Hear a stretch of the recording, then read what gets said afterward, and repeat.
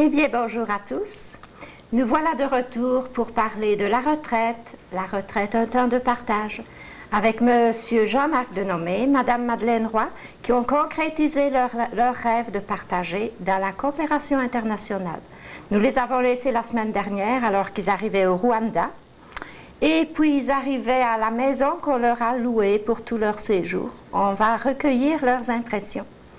Madame Roy, vous arrivez à la villa après un long voyage. Oui. Nous arrivons d'abord nous sommes arrivés à Boutaré, on l'a dit l'autre jour, et là nous laissons la rue principale, qui est la seule asphaltée, pour prendre une rue de terre battue qui va nous conduire à notre villa. C'est l'avenue Mont-Houillet. Et là, les arbres, tout en fleurs, nous ont émerveillés. Et au centre de l'allée aussi, il y a toute une rangée de fleurs de lys, des familles de lys, tout en fleurs aussi, qui nous donnait un bon présage, qui était un bon présage pour notre arrivée à la villa. Là, nous arrivons à la villa. Au Rwanda, l'université et la plupart des systèmes scolaires et de santé fournissent des villas. C'est un peu comme un bénéfice marginal à leurs employés. Alors là, nous occupions une villa de l'université du Rwanda, c'est une villa qui est à préparer pour les passants, pour ceux qui sont là pour quelques semaines, une couple de mois. Alors, c'est une villa qui est tout équipée, au point de vue meubles, lingerie, toutes les choses pour la cuisine et le reste. Nous arrivons à la villa, on a été un peu surpris d'avoir une belle villa comme ça. Mais c'était courant là-bas, pour les gens d'université, les enseignants ou les gens dans le domaine de la santé. Alors, nous avons accepté. Et à la villa, nous avions 3 chambres à coucher. Il y avait une salle à manger, une cuisine, un salon et une chambre de bain complète. Et une autre surprise nous attendait, nous avions des serviteurs qui avaient déjà été engagés. Parce que là, il faut absolument avoir des serviteurs. Tout le monde d'ailleurs en a, les plus pauvres presque en ont. Parce que les gens ne réussissent pas à aller faire leur épicerie à tous les jours, à faire les repas et l'entretien de la maison et le reste. Alors, nous avions un jardinier de jour et un gardien de nuit, parce que toutes les maisons sont gardées, pratiquement toutes les maisons ont un gardien de nuit. Le climat politique. À cause du climat politique et du climat de misère aussi, qui fait que les gens sont portés à voler. Et une cuisinière, heureusement que nous avions une femme pour nous faire la cuisine, parce qu'on n'aura pas eu le temps de se faire à manger. Mais vous employez le mot serviteur. Est-ce que c'est péjoratif au Rwanda? Non, pour eux, ils sont surpris de voir que nous n'en avons pas ici. C'est courant et ça leur permet de gagner un salaire, surtout lorsqu'ils travaillent pour les Blancs. Ça leur donne presque le double salaire de ce qu'ils ont lorsqu'ils travaillent pour les Rwandais. Et la villa est entourée de magnifiques jardins qui se trouvent à l'intérieur de murs de bambou, des murs assez hauts pour empêcher les voleurs de passer, et d'une haie de cèdre tout autour de la propriété, qui est une grande propriété, peut-être 100 mètres par 100 mètres, sinon plus, une très grande propriété. Dans le coin, il y a ce qu'on appelait une boiverie, c'est-à-dire une petite maison pour les employés. Pour nous, ils ne l'employaient pas, ils voyageaient chez eux. Alors, nous avons commencé à déposer nos choses, et vite, on avait le désir de voir qu'est-ce qui se passait à l'école, quelle sorte d'école nous attendait et quelle sorte de travail aussi qui nous attendait là. Alors, nous déposons vite nos choses et nous partons pour l'école. De fait, notre première impression en arrivant à la villa, puis de voir un peu le confort que dont on était pour jouir durant tout notre séjour, on se dit, bon, on n'est pas si malheureux que ça. Les gens qui nous avaient pensé peut-être qu'on aurait de difficultés, alors ça nous a rassurés. Alors là, on voulait aller voir qu'est-ce que c'était que l'école. Alors nous partons à pied. Ordinairement, les coopérants, ils ont tous une voiture. Tous ceux qui vont faire la coopération internationale, ordinairement, l'organisme leur fournit une voiture. Et vous l'aviez? Nous, on a demandé de ne pas avoir de voiture. On voulait circuler à pied pour rencontrer les gens. Ce qui fait que les gens sont un petit peu surpris de nous voir déambuler, même sur le bord de la rue avec eux, sur le bord de la route, faire exactement comme eux. Parce qu'ils sont habitués de voir les Blancs dans des voitures. Alors, nous sommes partis à pied. Nous nous sommes rendus à l'école, c'était à peu près 15 minutes. Alors, tout simplement, on a emprunté le même chemin par lequel on était venu. on a fait notre rue pour tomber sur la rue principale. Et là, sur la rue principale, étant donné que c'était notre première journée et que c'était vers la fin de l'après-midi, là, on côtoyait, on rencontrait des gens qui retournaient, qui venaient du marché et qui retournaient chez eux. Alors là, comme d'habitude, on a salué les gens. Encore là, ils étaient tous surpris. Vos quelques mots? Parce qu'on disait quelques mots, mais les gens ne se saluent pas. Et surtout, les Blancs ne saluent pas tellement les gens, les Rwandais. Ils Alors, ne se saluent pas entre eux? Presque pas. Seulement ceux qui se connaissent, ils vont s'embrasser, etc. Mais il n'y a pas beaucoup de démonstrations. Tandis que nous, ils étaient tous surpris de voir qu'on les saluait, puis qu'on leur disait comment ça va. Et puis ils restent tous surpris de nous entendre. Parce qu'encore là, ils nous identifient comme des gens qui viennent d'arriver. Alors on circule de cette façon-là, on se rend à l'école. Alors, vous comprenez qu'à l'école, un peu comme à la villa, on appréhendait un petit peu c'était quoi le campus. On parle de l'école, une école secondaire, c'était quoi. Alors, on franchit la porte, parce que tout ça, on a toujours des portes qui délimitent un peu les terrains. Alors, on franchit la porte et là, on voit le campus. Ce sont des bâtisses, des bâtiments de un étage. Il n'y a pas de bâtiment 2 étages.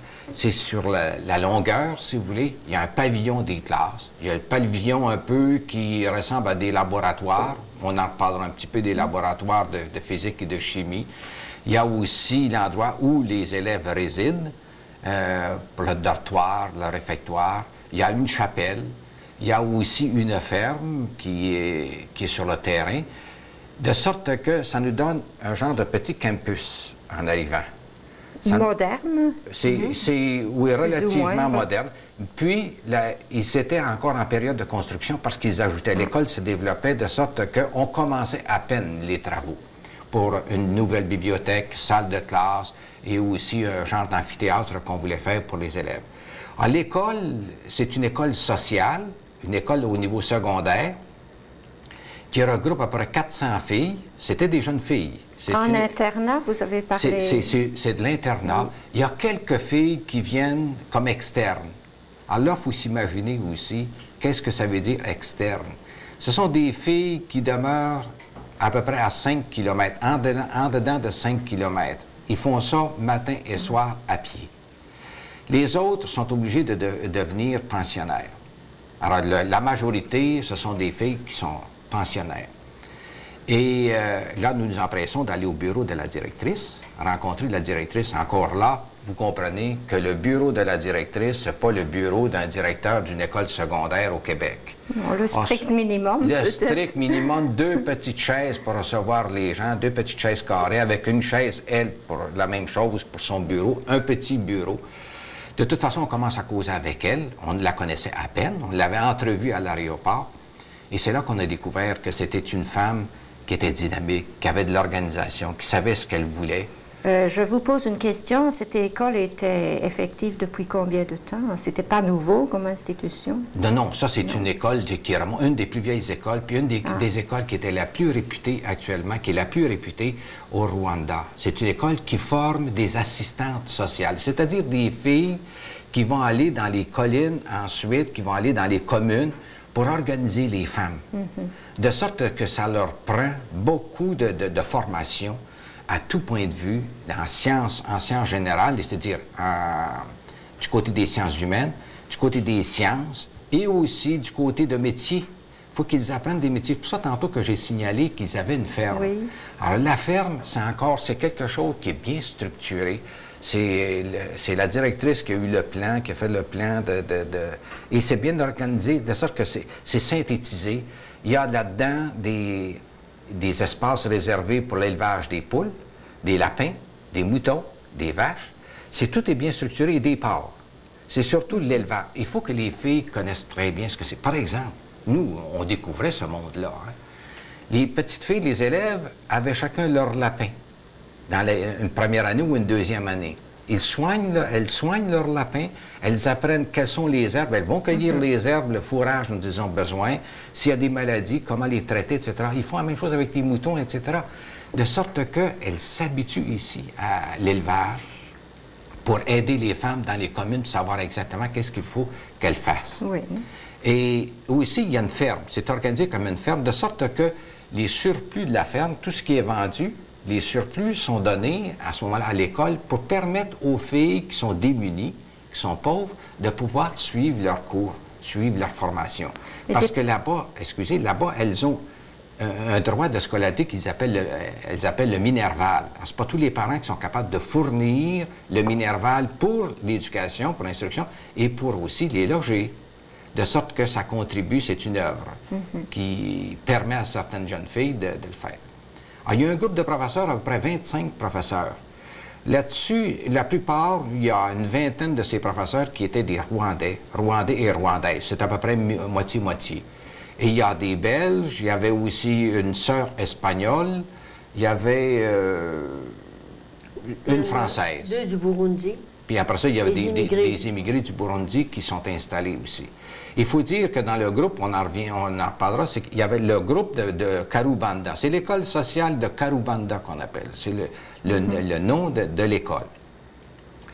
Avec la directrice, nous avons pu échanger un petit peu pour savoir un peu l'ordre du programme, qu'est-ce qu'on ferait, à quel endroit qu'on ferait ça. Je voudrais vous arrêter un peu. Vous parlez de directrice. Qui était-elle, cette directrice? C'est la sœur Marie-Paul Lebel, la sœur de l'abbé Robert Lebel, qui est le chanteur, celui qui fait des chansons et qui est venu, je pense, au Cap de la Madeleine, déjà donner des concerts. Ah, c'est sa sœur. Oui. Et c'est une communauté qui est à la direction de cette école? Oui. La direction a été confiée, il y a peut-être une dizaine d'années, c'était confié à des laïcs et c'est venu aux religieuses pour essayer de rehausser un petit peu le niveau de cette école. Alors, vous êtes un pays relativement connu en arrivant. Oui, mais c'était la seule Canadienne qui était là, la seule Québécoise. Mais tout de même, elle nous a reçus et puis nous a mis à l'aise, de sorte qu'on a visité le campus, on a eu tous les renseignements dont on avait besoin pour le moment. Et puis en même temps, on a pu rencontrer aussi la communauté, les sœurs de la communauté qui étaient là aussi, qui résident sur le campus, qui ont leur résidence sur le campus. Et là, nous lui avons dit que nous avions besoin d'aller nous ravitailler parce qu'il n'y avait rien à la villa pour manger. Ah non, bien entendu. Alors, elle a monté un peu notre épicerie. Alors, elle a envoyé quelqu'un pour nous aider à faire l'épicerie parce que, d'ailleurs, on ne parlait pas la langue du pays. Et ensuite, il faut beaucoup marchander aussi, parce que quand ils voient arriver des Blancs, ils font un prix qui peut être le double ou le triple d'un Rwandais. Alors, ça prend quelqu'un qui connaît un peu les prix. Alors, nous sommes partis, et là, nous avons traversé la ville de Boutaré. Enfin, c'est la deuxième ville du pays, qui est très, très populeuse, mais on a l'impression d'être un peu comme à Saint-Tite. Ici, on passe, il n'y a pas beaucoup de maisons, il n'y a pas beaucoup de rues qui donnent une profondeur à la ville. Tout c'est sur le même plan. Et enfin, nous arrivons au marché. Au marché, là, tous les gens des montagnes, des collines, viennent vendre leurs produits. Tout frais. Tout frais, frais du jour. Alors, on avait des légumes, à peu près les mêmes légumes qu'on a ici, des pommes de terre, des patates douces que Jean-Marc a bien aimées parce que c'est très sucré, c'est bon. Elles sont vraiment bonnes. On s'est acheté des haricots parce qu'on voulait se nourrir un peu à la rwandaise aussi. Eux, ils mangent des haricots tous les jours.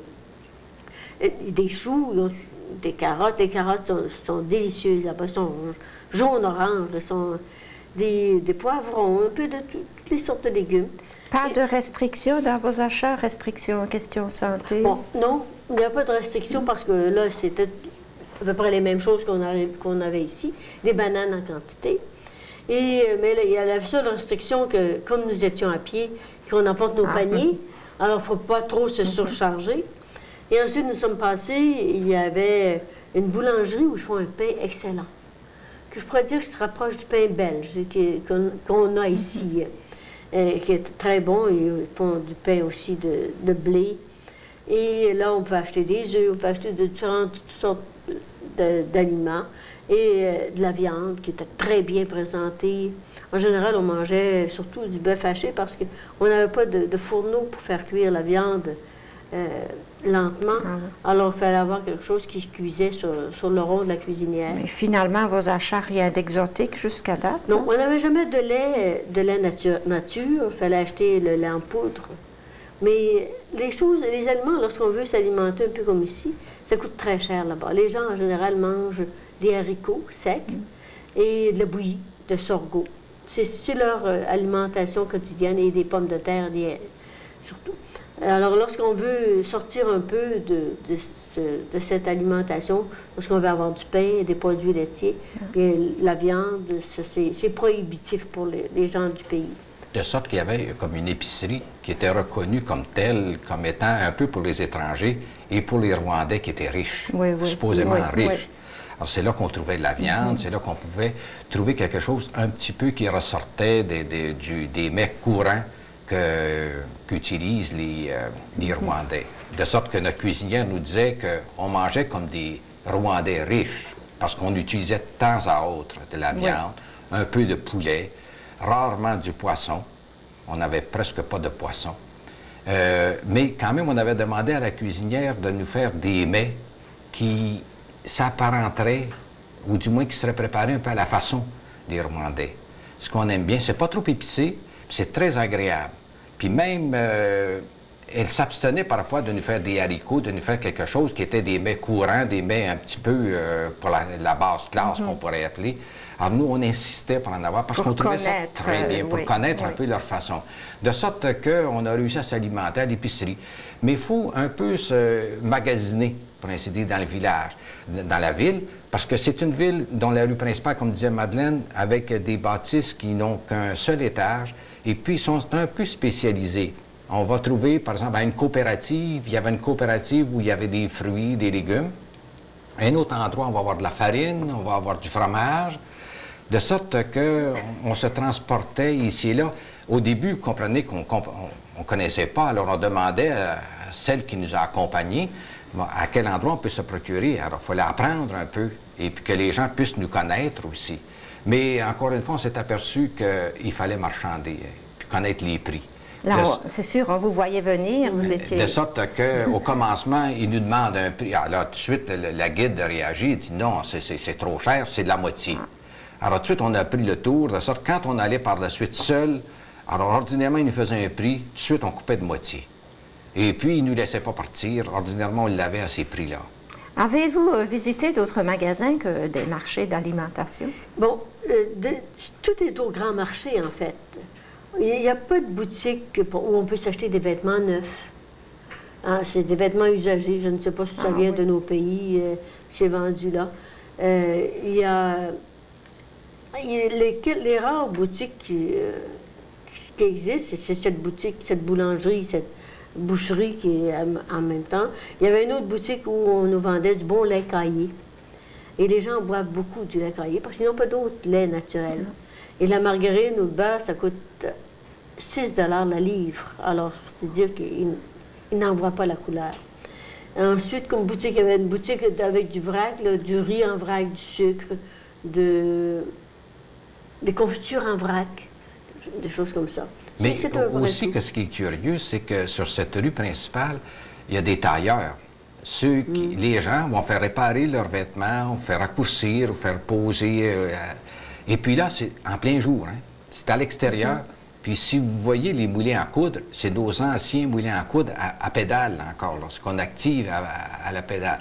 Alors, il y en a là, qui sont installés. Il y a un bijoutier qui va réparer des montres à l'extérieur, c'est tout à l'extérieur. De sorte que les Rwandais vont... Le cordonnier va faire réparer un soulier. Parfois, notre gardien nous demandait de s'absenter pour aller faire réparer une paire de souliers ou encore pour s'acheter une vieille paire de souliers. C'est là qu'il allait.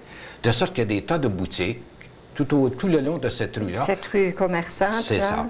Une église peut-être, un lieu de culte? Une magnifique église, nous y reviendrons probablement. Il y a la cathédrale. La cathédrale. Et plusieurs petites chapelles aussi. Oui. Et il y a plusieurs communautés religieuses. Il y a les dominicains, il y a les le Carmel, au Carmel, hein? Oui. Les carmélitains. Il y a des bénédictins qui ont des petites chapelles où il y a une liturgie aussi intéressante. Et c'est dans cette ville-là, comme on l'a signalé, que le Père Lévesque est allé au Rwanda pour bâtir l'université. Alors, nous sommes allés aussi visiter cette université, très belle université, petite université, mais qui donne passablement quand même de formation en sciences humaines, mais aussi ils ont même une faculté de médecine. De sorte que ça a prospéré l'université et c'est soutenu par le Canada. l'ACDI a soutenu beaucoup cette université pour la faire progresser. De sorte que ça nous faisait faire un bon tour de ville à ce moment-là et un premier contact avec les gens. Mais il faut dire aussi que la plupart des gens dans les commerces parlent français. Parce que là, il ne faut pas penser que nous sommes capables de nous exprimer en Kinyarwanda. On sait quelques mots, on va dire Makuru, ils vont nous répondre Mesa, ça veut dire comment ça va bien. Ça, on sait quelques mots de même, mais de là, entretenir une conversation, de demander des choses, on apprenait un mot. Parfois, avec le mot, si on dit pour les œufs, on peut le demander, et là, on va nous répondre. Mais ordinairement, c'est en français. Parce que c'est les deux langues, les deux langues officielles, le français et le Kinyarwanda. Les cours sont dispensés en français. Oui. Les enfants font tout leur primaire dans leur langue maternelle, en Kinyarwanda. Et lorsqu'ils arrivent au secondaire, tout se fait en français. Alors, ça veut dire que les enseignants enseignent toujours dans une langue seconde et les enfants étudient toujours dans une langue seconde. Alors, ça prend beaucoup de talent, ça prend des gens très intelligents pour passer à travers. Alors, on y reviendra peut-être, mais lorsqu'ils finissent, il y a 10 à peu près des enfants qui font leur primaire. Il y a à peu près 10 de ce 10 qui est admis au secondaire après des examens d'entrée très sévères. Un gros pourcentage de déchets. Alors, il y a à peu près 3 de la population scolaire qui fait son secondaire. Et alors, c'est dire qu'il y a un triage très grand, parce qu'ils n'ont pas les moyens d'avoir plus d'écoles, plus d'enseignants à date. Ils veulent augmenter ça. Mais ça veut dire aussi que les enfants sont très, très intelligents. C'était un bonheur de voir ces yeux qui pétillaient. Nous allons y revenir là-dessus. Oui, pour vous, là, votre première impression, vous le saviez bien sûr qu'on parlait français. Vous faites votre marché et puis vous vous en retournez à pied, là, on bien retourne, chargé. Vous imaginez où c'est ça, bien chargé, là, nos sacs assez pesants. Et puis là, ce qui est assez étonnant aussi, les petits garçons s'amènent auprès de vous pour porter le sac. Ils veulent nous aider. Moyennant pourboire. Bien, c'est ça. Et puis, aussi, on n'a pas signalé, mais ce qui nous a étonnés au départ, c'est que dans la ville, lorsqu'on déambulait, les gens, il y a des mendiants. Il y a des femmes avec les enfants qu'elles portent sur leur dos, puis ils viennent nous demander. Et puis là, mais vous comprenez, c'est toujours le dilemme. Est-ce qu'on donne de l'argent ou est-ce qu'on refuse? Et puis, ils savent que nous, on a de l'argent, des Blancs. Et si on refuse, quelle est l'idée qu'ils se font de nous, etc. Puis on nous avait dit, écoutez, essayez de ne pas donner d'argent, parce que si vous donnez de l'argent aux petits-enfants, dans le temps de le dire, il va y avoir une troupe autour de vous. Alors, il y a un organisme qui appelle le Caritas, alors, à ce moment-là, on leur dit de se rendre à Caritas. Et on a soin exactement de ces gens démunis. Mais quand même, il faut dire que ça nous fait mal au cœur quand on voit des petits-enfants, là, vous savez. Puis, ils parlent français. Les petits ont appris à nous donner l'aumône, l'argent, puis ils nous demandent pour porter nos sacs en français. Ils savent pour leur rendre service. Et un bon nombre de ces petits-là, on les appelle les enfants de la rue. Parce que les familles ont beaucoup d'enfants, à peu près 8 enfants par famille. Alors, il y en a beaucoup qui n'ont pas le moyen de nourrir ces enfants-là et de les garder. Alors, ils les abandonnent sur la rue. Il y a des enfants de 3 ou 4 ans qui sont là abandonnés par centaines. Et il y avait un groupe d'enfants de la rue tout près de notre rue, de l'avenue où nous logions, qui se tenaient là, qui vendaient une cigarette ou une marché de gomme, des choses comme ça. Puis, lorsqu'on leur a dit bonjour la première fois, ils ont été tout surpris. Puis après, ils ont décidé de nous enseigner leur langue. Ah oui. Et tous les jours, ils nous enseignaient un mot en Kinyarwanda. Et le lendemain, ils nous faisaient passer un test, voir si on s'en souvenait. Alors, nous sommes devenus bien amis avec ces enfants-là. C'est charmant. Oui. Alors, toujours, on s'amène à la villa avec nos sacs. Alors là, c'est le premier repas. Alors, on a mangé quelques fruits. C'était plutôt, à la suite de tant d'émotions dans cette première journée-là, on avait beaucoup de choses. Mais rendu à 6 heures, et là, il faut se méfier parce que la noirceur prend rapidement. Le lever du jour se fait rapidement et la noirceur, c'est de 6 heures à 6 heures. Est-ce situé à l'équateur? Oui. Juste au-dessus. C'est ça. De sorte que il fait noir assez vite. Alors là, on était chanceux parce que dès notre arrivée, on pouvait profiter de l'électricité. Et puis là, on pouvait facilement le soir, mais on ne sort pas le soir. Nous, on avait décidé de ne pas sortir le soir. Vous allez me demander pourquoi vous ne sortez pas. C'est par prudence. Les rues ne sont pas tellement éclairées et on vit un petit peu en retrait, de sorte qu'on ne sait pas. Puis eux, les gens de l'extérieur, savent que c'est des Blancs qui vivent là. Mais surtout, c'est qu'on ne veut pas sortir pour éviter de se faire piquer par les maringouins. Ah, la plaie nationale. C'est les maringouins, c'est la malaria. Ah, on a quand même des pilules, on est obligé de prendre des pilules régulièrement pour tâcher de faire que la malaria, on puisse l'éviter, mais on nous dit que c'est pas trop sûr si on réussit à l'éviter, de sorte que pour nous, on s'était dit, entre 6 heures et 6 heures le matin, on évite de sortir parce que c'est le moment propice où les maringouins, puis il paraît que c'est les femelles qui piquent. Hein? Ah bon? Alors, il fallait surveiller les maringouins qui pouvaient nous attaquer. Effectivement, on a réussi quand même, rarement qu'on entendait un maringouin à l'intérieur de la villa, parce qu'on avait quand même aussi des petites pastilles que l'on faisait brûler, qui éloignent les moustiques. Alors, c'est pour dire que quand même, ça, c'était une préoccupation qu'on avait pour tâcher d'éviter la malaria. Parce que la malaria, là-bas, c'est quelque chose. Hein. La plupart sont atteints de la malaria et ça revient. Hein. Ça revient. C'est cyclique. C'est cyclique. Oui. Et quand ils sont malades 3-4 jours. Et puis, à ce moment-là, il y a des traitements spéciaux, mais c'est très pénible. Ils sont très malades. Alors, nous avons passé une nuit très reposante parce que là-bas, pendant la nuit, il fait 15 ou 16 degrés. Alors, nous avons bien dormi. Alors, nous étions frais et dispo le lendemain matin pour quitter la villa à 7h30 le matin pour prendre notre travail à 8h. Alors, à la prochaine émission, on verra quelle sorte de travail que nous faisions. Eh bien, merci, Madame Roy, merci, Monsieur Denomé. Comme vous, nous avons hâte aussi de connaître comment va se passer votre première journée. Merci. Alors, c'est un rendez-vous.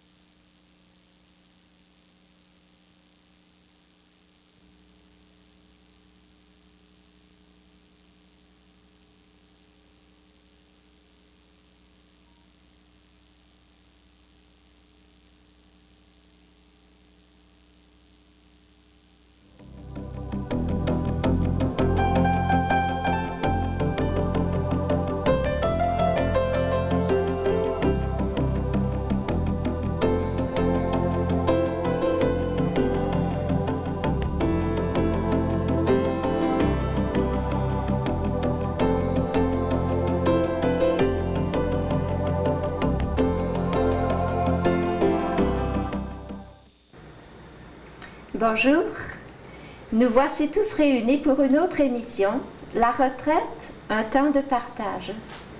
Un temps de partage avec Madeleine Roy, avec Jean-Marc Denomé et leur projet de coopération internationale qui les a conduits au Rwanda. Nous avons assisté à la naissance du projet, à leur voyage, et la semaine dernière, ils nous ont livré les secrets de leur première journée, de leur contact avec leur maison. Ils ont visité le campus de leur futur travail. Puis aujourd'hui, on les retrouve. Ils ont hâte de nous expliquer à quoi ressemblait ce travail. Madame Roy, Monsieur Denomé. Merci. Je vous remercie. De fait, nous entreprenions un travail énorme, je pourrais dire, au Rwanda. Au départ, nous partions pour une mission, c'est-à-dire juste une session de formation là-bas. Mais effectivement, depuis 1 an et demi, nous sommes allés 3 fois, 3 séjours